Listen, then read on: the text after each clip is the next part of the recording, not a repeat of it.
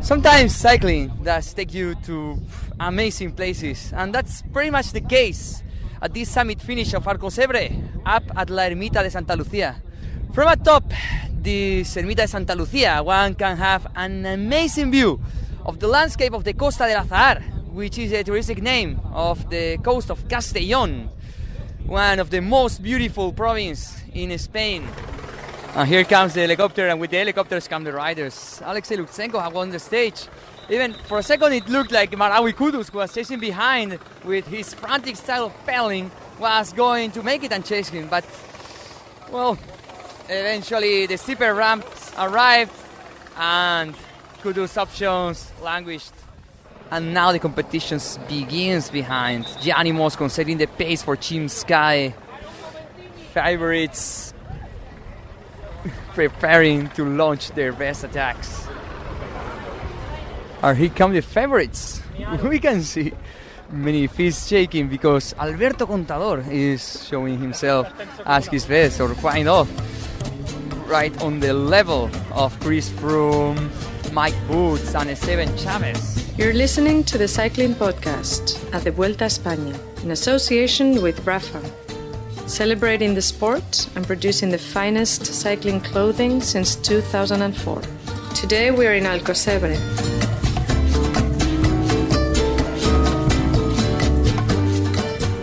Hello, my name is Richard Moore. I'm with Lionel Birnie. Hello, Richard. And Fran Reyes. Hello, Richard. Hello, Lionel. Fran, we heard a little bit from you. You went up the climb today to the finish. We stayed down the bottom and went to the team buses. The riders came down the mountain after the stage, but you were up the top and we heard a little bit of atmosphere from up there. You maybe tell us a little bit more about what it was like up there in the episode. But Lionel, where are we? Oh, we're on a little beachfront bar in Alcossebre. I was quite taken with this, down by where the team buses were parked. It was quite a nice stretch of beach there. It's a little bit more touristy here, but very pleasant. And I've ordered myself a nice beer because I know you're driving back to our hotel after this. Yeah, I noticed, Lionel, you resist there calling it a holiday beer. Well, I don't want to get a reputation, holiday, Richard. Lionel. No, I think you did a decent job last night of restoring the reputation a bit. Well, actually, one big contentious point. I probably got 2 or 3 things about Matteo Trentin correct, but the Vuelta's press people put out this statistic that Trentin was the 100th rider in the history of the Grand Tours. That's the Giro d'Italia, the Tour de France and the Vuelta, of course, to win stages in all 3 races. And the internet went absolutely crazy. It was as if Donald Trump had tweeted about it. Did he not? I don't think so. I think he's got other things on his mind at the moment. But yeah, it's one of those facts that I thought, oh, that's interesting, but then and said it. And really, my sort of sceptical kind of, Eeyore-ish nature. Normally, I would have looked at that much more sceptically and said, "Well, hang on a minute. Are we sure about that?" All sorts of. I haven't added it up, but it appears that it's between Trentin is between about the 90th or maybe the 95th rider. Well, it's very complicated, isn't it? By doping cases where riders have been stripped of stages and team time trials. Yeah, I mean, do you count team time trials or not? I know riders do. They count that as a bona fide win, but statisticians and kind of media organisations don't count those as individual wins. So anyway, Matteo Trentin has completed the set. But he's not the 100th rider to do that, we don't think. He's one of several riders to win stages in all 3 Grand Tours. Well, let's talk about today's stage, shall we? Stage 5, 175 kilometres from Benicassìm to Alcossebre here. It was finished with this very nasty 3.4 kilometre climb at the end, which had some very steep, up to 20%, 18 or 20% sections. And that was, that's real kind of almost Liège-Bastogne-Liège or Flèche Wallonne type territory. Before the start, we heard that John Degenkolb of Trek was pulling out of the race with bronchitis. He's been unwell for a few days, had a really bad day yesterday, decided not to start today. There was a big break of 16 which went clear. It had Julian Alaphilippe in it, as Nostradamus Richard Moore predicted in yesterday's podcast.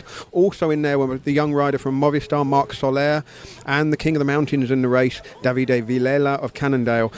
They went over all the climbs bar the last one, and then with around 45 kilometres to go, the situation was that Astana's Alexey Lutsenko, who was the eventual stage winner, and Katusha's Marco Haller got clear together, and they had Alaphilippe Soler, Matej Mohoric of UAE Team Emirates, Alexis Gouger of AG2R, and Merhawi Kudus of Dimension Data chasing. With 12 kilometres to go, Kudus and Gouger got clear, so for a little while it was Lutsenko and Haller, although to be fair, Haller was sitting on the wheel of Lutsenko quite a lot, being chased by Kudus and Gouger. By this time, the GC group had given up any hope of catching because they were 7 minutes back. As soon as the climb started, Lutsenko dropped Haller and was away on his own. Kudus did a fantastic pursuit effort, but was unable to really close the gap. He did manage to get second on the stage, but the honours today went to Lutsenko, 24-year-old Kazakh, the biggest win of his career so far, his first Grand Tour stage. You may remember that he won the stage at Paris-Nice last year. It went up some of Mont Ventoux, didn't go all the way to the top, but it went up some of the Ventoux. Behind, we learned a little bit more about the GC favourites. Gianni Moscon set a searing pace for his Team Sky leader Chris Froome, and when Froome took over, only Alberto Contador, Esteban, Chaves and Michael Woods were able to match him. TJ Van Garderen was the next best, and then a little group of Adam Yates, Nicholas Roach, Fabio Aru, Wilco Kelderman and Ilnur Zakarin. So they're all still in the mix. Vincenzo Nibali lost 26 seconds to Froome and co. Romain Bardet lost 49 seconds. So there's been a bit of a shuffle overall. Froome's in red by 10 seconds from TJ Van Garderen, riding very well so far and under the radar somewhat, but up there when it mattered. Matteo Trentin is still in the green jersey. Villela is still in the King of the Mountains. Like I say, a bit of a shuffle overall. And Rusty Woods, who we'll hear from a little bit later in the podcast. Very familiar line. Are we allowing nicknames now? Michael Woods.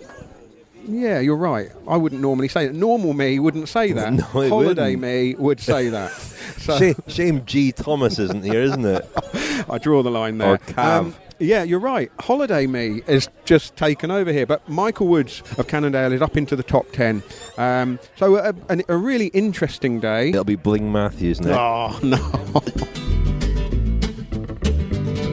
Become a friend of the podcast to access 11 exclusive shows for just £10. To sign up, go to thecyclingpodcast.com. Lionel, do you know why Michael Woods has the nickname Rusty, which is indeed his Twitter handle? Well, I know that you covered this during the Giro, but I can't remember now why he is called Rusty Woods. Middle name is Russell, is the reason. Simple as that. Yeah, simple as that. Now, I just want to correct one thing. I said before Lionel's news roundup that Trentin was one of several riders to have won stage on 3 Grand Tours. Several does, of course, literally mean more than 2, but not many. So before anybody writes in, I know that it's actually more than several have won stage on Grand Tours without knowing the specific number. On Lutsenko, Lionel, he was the World Under-23 road race champion in 2012, the year that Philippe Gilbert won the senior title. Tough course up the Kouwberg in Holland. He'd only just turned 20 when he won that, so he was obviously a great young talent. It's taken that talent a while to blossom. He was 17th on the Col d'Izoard stage at the Tour de France as well, which was a pretty strong ride. Obviously been coming into decent form. It was just a shame, I think, that Merhawi Kudus of Dimension Data possibly misjudged it a little bit tactically, because he looked really good on that climb and might have given Lutsenko a real run for his money. Lutsenko looked like he knew he had enough and so therefore didn't have to panic and push on too much. He looked like he was able to, obviously he was going hard, but he wasn't in fear that he was going to get caught from behind. Yeah, but you know, Merhawi Kudus, he's a great climber, definitely, but he's not a really punchy guy. He is better suited for long efforts and for short ones. So I think it was the right call to make the climb as hard as possible for him since the very bottom. But still, he doesn't have that stamina that maybe Alexey Lutsenko does have. After all, Lutsenko is a natural-born uphill finisher.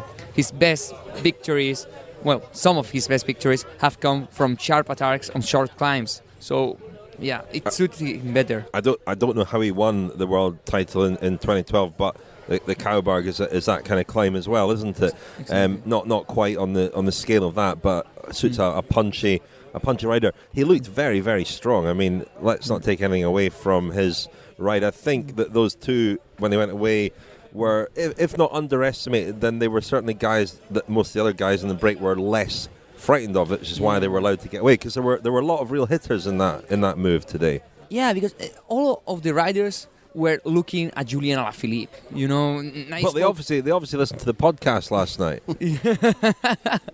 Definitely. I'm not sure you need to listen to the podcast to know that Julian Alaphilippe is very good on a climb Stop like that. Stop taking away from it. I spoke to Ruben Fernandez, Movistar rider, and he told me that right after the summit of the last category 2 climb, was it? At 50 kilometers to go, everyone started looking at each other, and especially looking at Alaphilippe, wondering what he was going to do and trying to ride away from him, because they knew that he was the man to beat come the uphill finish with all the group together. So they took advantage of the situation, and they did pretty good. Marco Haller, Alexey Lutsenko, they took advantage of the situation, and they did pretty good. You know, at the finish, at the Ermita de Santa Lucia, I spoke a bit with Alexander Scheffer, Reyes of Astana, and he told me great things about Alexey Lutsenko. You know, in that team, the vibe, the feeling is that he's a rider bound to win Ardennes Classic and probably the Liège-Bastogne-Liège at some point of his career. He told me that his physical development is actually quite completed. There is very few to progress in that aspect for him, but what he still has to develop is that confidence on himself, that confidence on his possibilities, and that mojo, that winning mojo that is so costly to get when you actually don't trust yourself. Well, Merhawi Kudus, as you said, was the guy chasing him, a rider with greater pedigree, although he's actually a year younger, incredibly. I mean, Kudus seems to have been around forever. He's still only 23. I think he was 21 when he first rode the Tour de France. He is an Eritrean, a rider of great promise. He's somebody who's been talked about as possibly Africa's first ever Grand Tour winner. He doesn't seem to be riding, or he's not riding for GC here. He's come in with a slightly different focus. He's had a decent season, not a spectacular season. I think standout result this year, I think he was 4th at Tour of Oman at the start of the year. But he's had a solid season and a good ride today. I spoke to him at the finish. Here he is, Merhawi Kudus. A very strong ride, but you came close. You must be a little bit disappointed, are you, just to miss out on a stage victory? Yeah, definitely. I was not really disappointed, but I was quite disappointed because I'm the strong from the breakaway guys.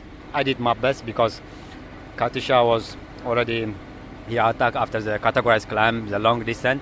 So like the whole distance from the last 30k, we are not chasing properly. So some guys, they give relay, but sometimes they attack. So already, with the Astana guy, already they attack 20k to go. So last 10k to go, I was give up everything what I have. I did my best. So I'm not disappointed. So it was super good. So there is also another opportunity. I'm looking for it. Well, there were a lot of very strong riders in that breakaway, but I guess it was very tactical, and it was a surprise winner in the end. I was, like I told you, I was quite surprised because, I didn't expect him from the Astana. Just I was Alaphilippe and was Movistar, two strong guys. So just I'm looking those guys, was big warning with those two guys.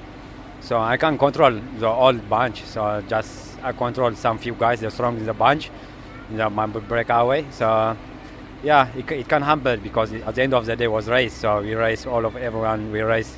Do you know Lutsenko? Is he a rider that you're familiar with? Had you raced much against him before? No, Lutsenko just not really. But when he's coming, he's super strong. But it was good day for him. But looks super strong. So I'm not super fresh. The last climb, if I'm fresh, maybe there's an opportunity because it's really steep. So that course perfect for me. So but already I spent a lot of power in the beginning. So like when hit the last climb, I was not super fresh. I couldn't. It was 40 seconds, so it's quite long because like I tell you, I spent a lot of power in the last section. yeah, I did my best. I think your ambition eventually is to go for GC in a Grand Tour, but was your aim coming into this Vuelta to go for stage wins? No, this year when you look at Volta was super crazy because all the GC guys, they are here, so all of the world GC, so it's quite hard to race for GC because my goal was for top 10, but when you see all the GC guys, I shift to stage race, so Ego is going for GC, I'm looking for stages. So when will we see you on the attack again? Yeah, there is a lot of opportunity, maybe after 3-4 days, stage 9 or next week. So still I'm hanging for some stages. Richard, you mentioned the 2012 Under-23 World Championships, and I've just done a little bit of research on the interweb, and it's all come flooding back to me. I remember the race now, and there were lots of attacks on the Karberg, and it all came back together. But what struck me, looking at the results from that day, 5 years ago, Lutsenko won the gold medal in the rainbow jersey. Brian Coquard was second. Tom van Asbroek, who was third in the finish in Tarragona yesterday, was third in the World Championship, and Esteban Chaves was sixth. I mean, I know this is something you can always do when you're looking at the results of World Championship Under 23, because there really is a clear pathway through. It's not unusual to look at. And looking down the list, 9th Wouter Whippet, 10th Sam Bennett, 12th Jan Pollanc, who won on Etna in the Giro. I mean, you see a generation of riders come through, and 5 years later, these guys are a lot of familiar names there. But the surprise has got to be Esteban Chaves. There's no time. Was it? And forgive our ignorance here, but was that a bunch sprint? Well, it kind of it broke up and came back together, so no kind of time split. Because it didn't finish at the top of the Karberg, did it? It finished just beyond it, so there was a chance for it to sort of come back together. Yeah. Fascinating. The Cycling Podcast is supported by Science in Sport. Science in Sport, fueled by science.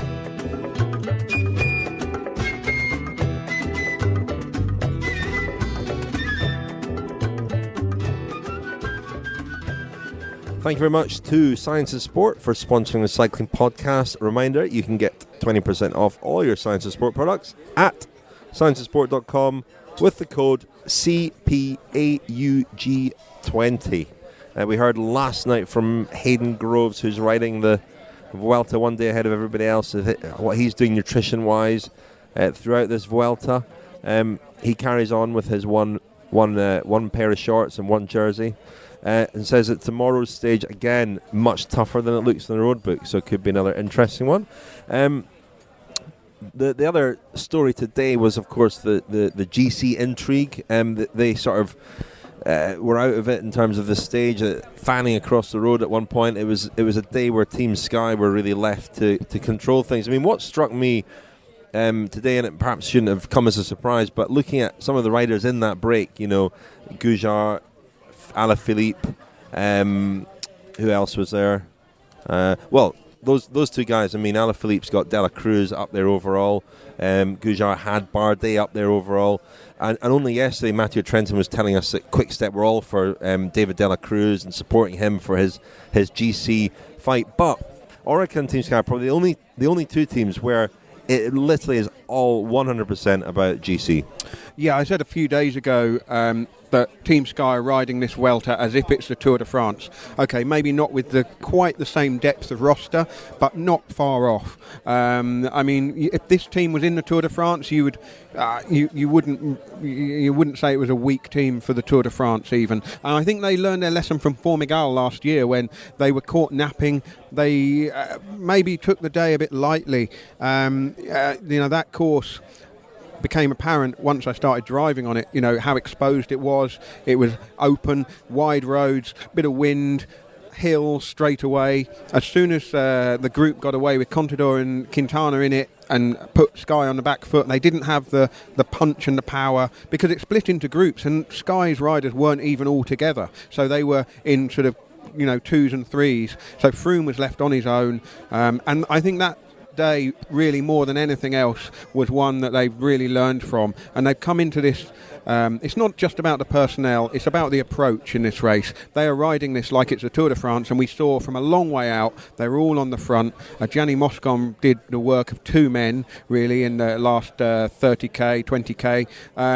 And Chris Froome has benefited from that. And okay, they might not be strong enough to do this all the way through the 3 weeks, and with all of those summit finishes, will they have enough strength in depth? But you would figure that Wout Poels will come good at some point in the race. A bit like when we were, criticising Sergio Henao in the Tour de France for being off the pace on certain days, but then he was there on other days. And Sky do this. They do kind of give their riders an easier day here and there, but pinpoint that day is your day, that day is your day, and they've got really quite good at that. And Richard, as you were saying when we were chatting in the press room earlier, once Chris Froome's ahead, it's really hard. How does anyone get ahead of Chris Froome from this position? Even though it's only a couple of handfuls of seconds, it's very hard to see anyone gaining enough time on the road even to threaten him in the time trial. And I think that's the most instructive thing we've seen about the way Sky are riding this race. They are not messing about.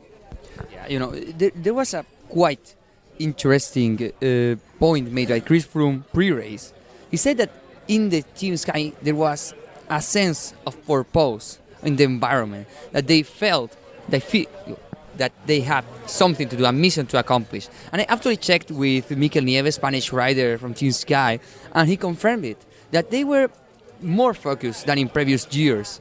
And in terms of personal selection, you can notice also that here is the full staff that more or less accompanies Chris Froome during the Tour de France, beginning with the head DS, which in the past year was Dario Cioni, and here is Nicolas Portal, which is kind of the top sports director on Team Sky.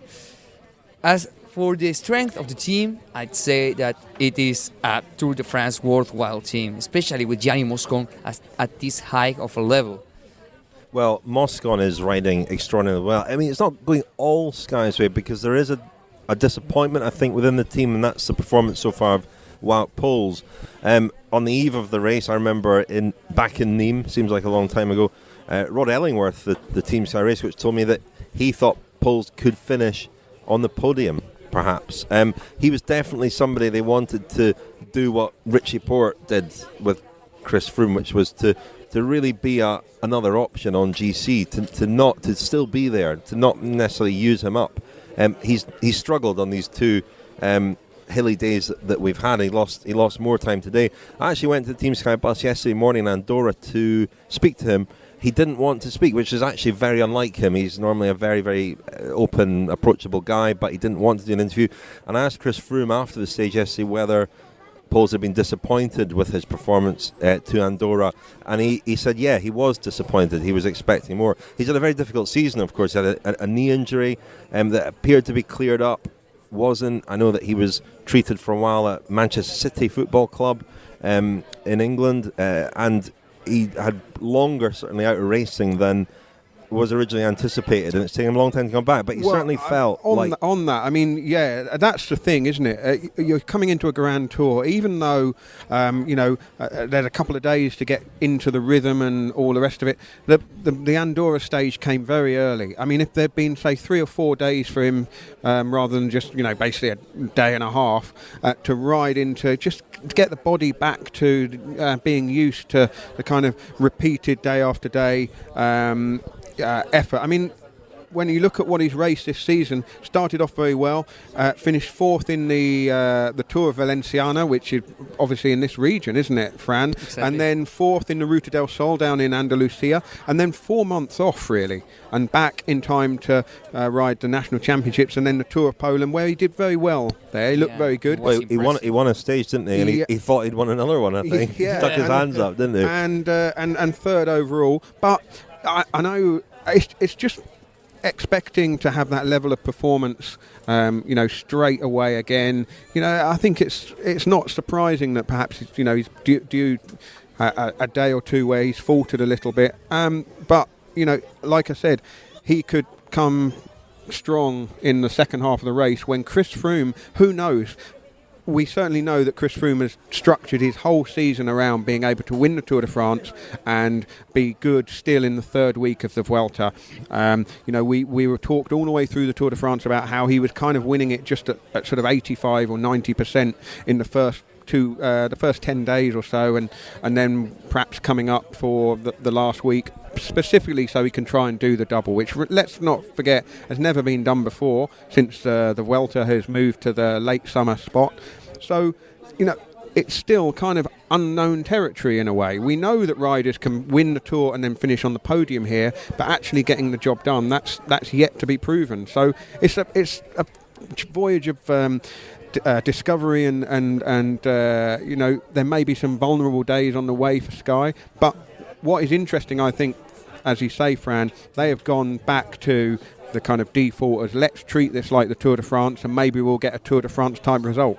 Yeah, about that discovery, I have checked today with both the AG2R and the Astana DSs about their respective leaders, Romain Bardet and Fabio Aru, and they've both told me the same, that they know that their leaders are more or less okay. Well, Bardet loses a bit of time today, but that their leaders are okay, but they actually are quite unsure whether they will be at a high performance level come the third week of the Vuelta.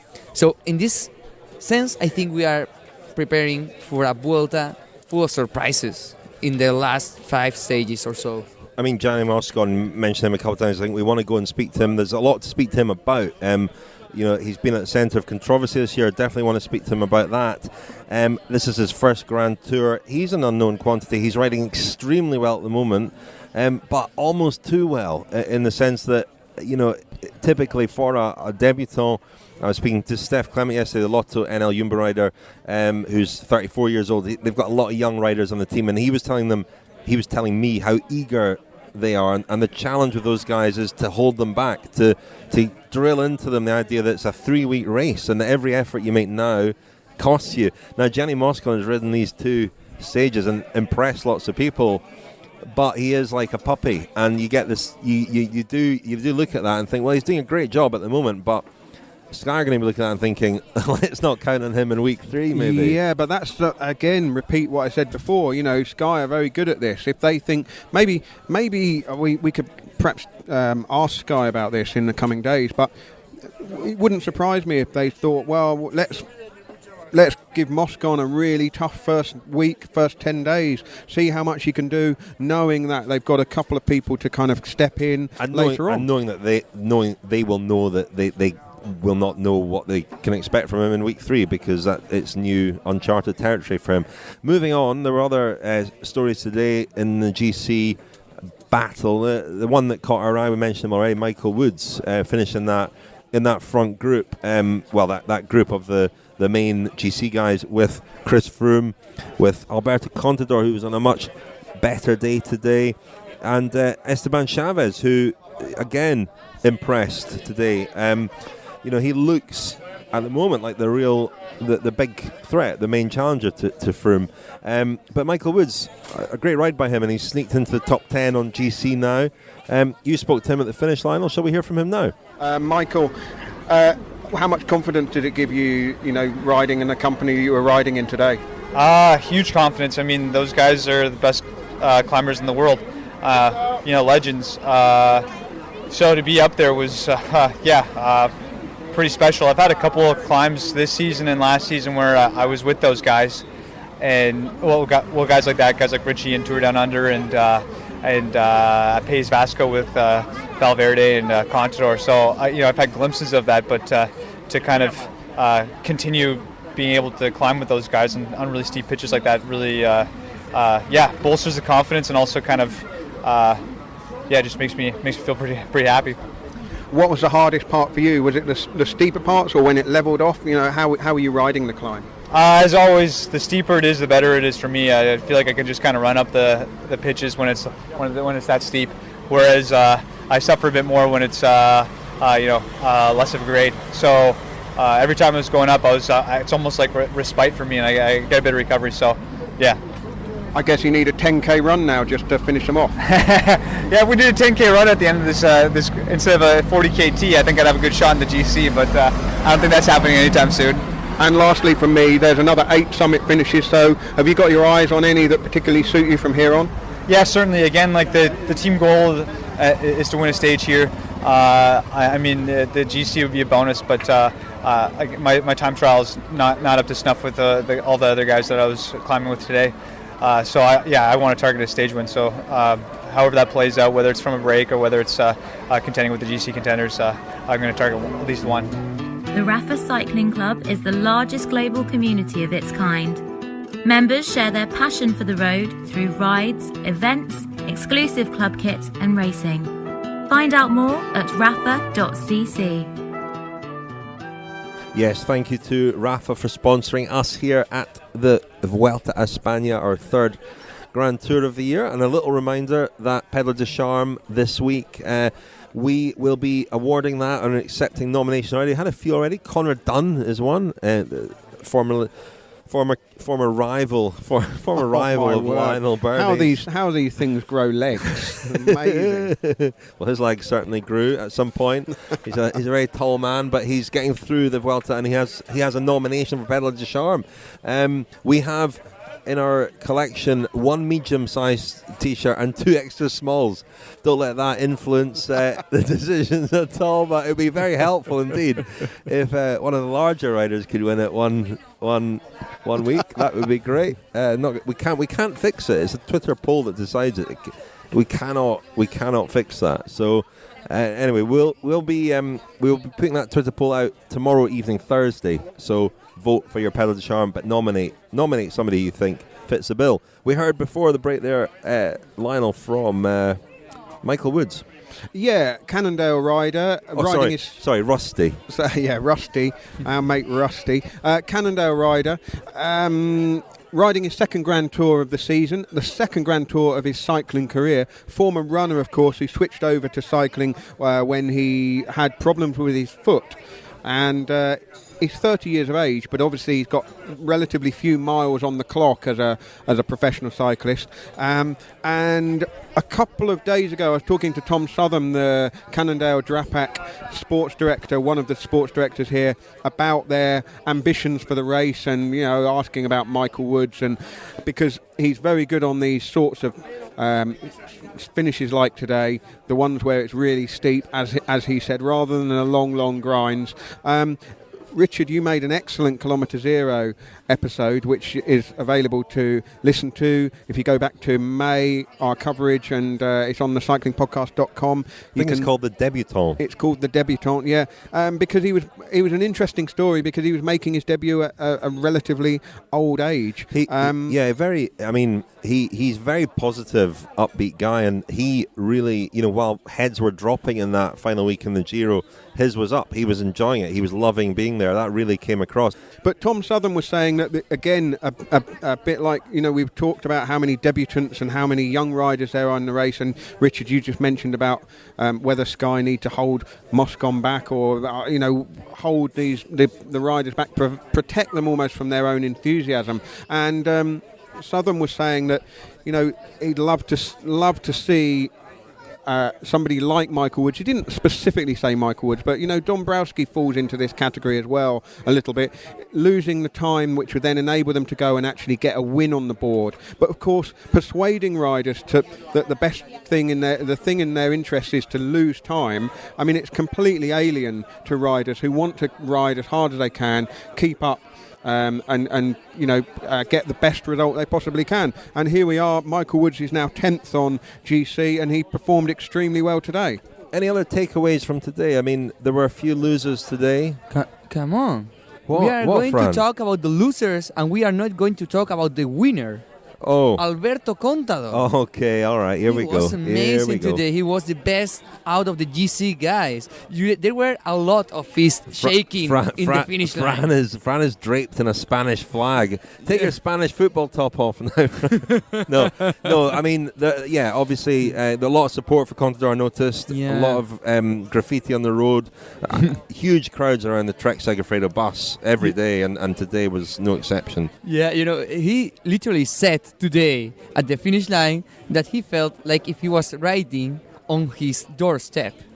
And that's quite hard. I mean, unless you have some rollers or something, I can see how you can actually ride on your doorstep. Yeah, I think it's just a phrase, Fran. I don't think he meant that literally. Oh. But okay, didn't catch that metaphor. But what did he say about his performance? Because he obviously rode very badly the other day. He said, I think that he'd never felt so bad on a stage, and he was confused by that. What was his reaction today? Yeah, his reaction was actually to say that this was the level he was expecting to perform all over the Vuelta, and that really matches what Peter Stetina told us the other day, that they were expecting him to actually bounce back from that disappointment in Andorra and actually contend for GC.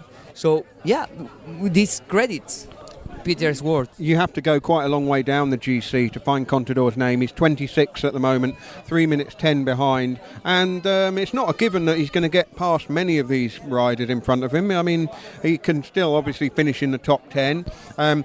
Today was a much better performance from him, but I have to say, if we're talking about the people who faltered, I was surprised by Romain Bardet, because he'd been so good at winning the stage in the Pyrenees, which I know you can't compare that climb to this climb or that day to this day, but I did expect him to do a little bit better up there today.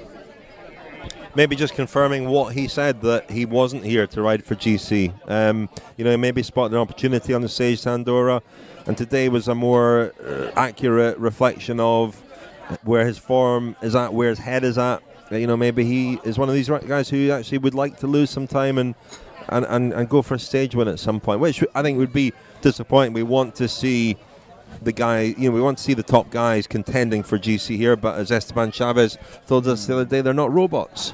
Yeah, in the case of Romain Bardet, he's one kind of a rider and one kind of person that is very self-aware of himself, and I would describe him even as a control freak. Last year I interviewed him at Sierra Nevada, and he told me that even if he had performed at a very high level at the Tour de France several times with consistent performances, he felt that he wasn't prepared to do 2 Grand Tours on the same years, but that he had been trying for a couple of years to kind of simulate a Grand Tour in April. He did this string of races, beginning with the Giro del Trentino, following with Liège-Bastogne-Liège, and finishing with Tour de Romandie, that made for 15 days of quite hard racing in order to prepare for the time when he actually would take the start on 2 Grand Tours in the very same season. Very interesting. You mentioned Sierra Nevada. You are doing a Kilometer Zero for us, aren't you, on Sierra Nevada, your local climb? Yeah, I am still panting from time to time. Well, you rode up there and recorded yourself, and you've spoken to a few riders about it. It's a mountain range that is popular with some riders for altitude camps and so on, but we know quite a lot about Tenerife and so on. We don't know so much about Sierra Nevada, so I'm looking forward to listening to that. And a reminder that our latest Kilometer Zero today is called simply Lucho, and it's the story of Luis Herrera's 1987 Vuelta victory, the first ever Grand Tour win by a Colombian cyclist. That went out this morning. It's had a really good reaction, very well put together by our producer Adam Bowie, with interviews, and Esteban Chaves is in it, and a really intriguing story because Herrera is an enigmatic, very interesting guy. Our first one was focused on Aqua Blue Sport, their debut on Saturday in their first Grand Tour, and the Kilometer Zeros at the Vuelta are for friends of the podcast. Become a friend of the podcast at thecyclingpodcast.com. It costs £10 or a little bit more if you want to chuck more in our coffers, but we're very, very grateful to everybody who's signed up as a friend of the podcast. As Lionel said the other day, you are effectively sponsoring us here at the Vuelta, and so Kilometer Zero is available exclusively to you, and lots of you have been signing up this week for it. Hope you're enjoying not just Kilometer Zero but all the other special episodes that are available to friends of the podcast. We are extremely grateful to you. We should wrap things up for tonight. Back tomorrow, hopefully joined by Daniel Friebe again tomorrow. It's your final day tomorrow, Lionel, before going home, and then you come back out for the final week. I love this. 6 days on. You said to me at one point today, you said, He said to me at one point today, last day of the Vuelta tomorrow. The Vuelta finishes tomorrow. Yeah, I was just trying to crack you mentally, Richard. It's been fantastic. But I'm doing the same pattern that you did at the Giro, and we were talking about. I mean, I think being at home for 10 days in the middle is going to bring home to me again just how long these events are. Once you're when you're here, you kind of get into the rhythm. And yes, they feel like a test of endurance in a lot of ways. But to go home and basically have 10 days off. Snoozing on the sofa. Well, I've actually got some very important things to do while I'm at home, Richard. And then come back in and know that the race will still be all up for grabs. Hopefully, it'll still be very close for the time trial and the stages in the final week. But great. That's all to come. That is all to come. In the meantime, thank you very much, Fran. Thank you very much, guys. We should actually say, Fran, because we have introduced you, but if people want to follow you on Twitter and so on, what's your Twitter handle? Cristiano Ronaldo. Oh, come on. What? Real Donald Trump. No. Fran Reyes F. I also have a newsletter in Spanish where I tell every day a lot of pointless anecdotes about riders that usually are never featured on TV. For example, if you want to find out what the biggest weakness of Louis Meintjes is, you can just read yesterday's post. So how did people sign up for your newsletter? There is a link in my Twitter profile. On your Twitter profile? Everything is very underground. Great. Okay, we'll sign up for Fran's daily Spanish newsletter. It sounds great. And thank you, Lionel. Thank you, Richard.